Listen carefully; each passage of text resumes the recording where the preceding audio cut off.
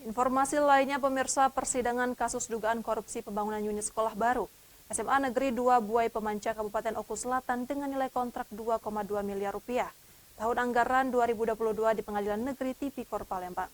Tim pendamping kuasa hukum terdakwa hadirkan 2 orang saksi ahli bidang konstruksi dan pidana.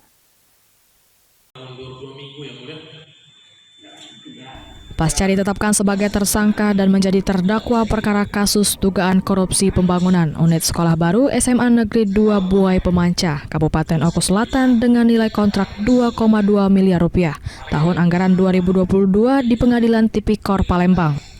Joko Edi Purwanto, Kabid SMA Dinas Pendidikan Sumsel selaku KPA, hadirkan 2 orang saksi ahli konstruksi dari Poltek Negeri Medan dan Universitas Sumut di persidangan.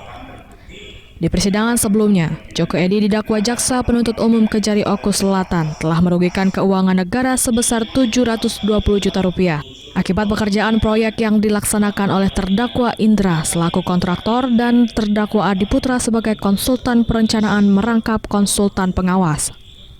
Dalam persidangan, saksi ahli pengadaan konstruksi di hadapan majelis hakim berpendapat bahwa kontraktor dan konsultan perencanaanlah yang paling bertanggung jawab terkait pengadaan barang dan jasa yang didanai oleh APBD.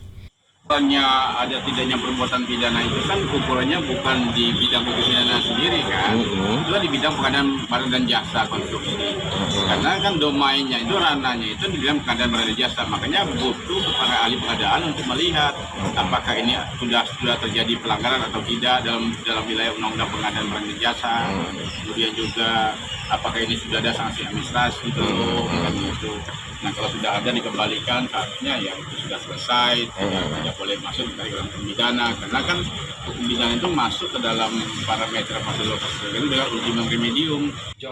Selanjutnya, usai mendengarkan keterangan ahli persidangan, dilanjutkan pekan depan dengan agenda keterangan terdakwa. Dari Palembang, Guntur, iNews melaporkan.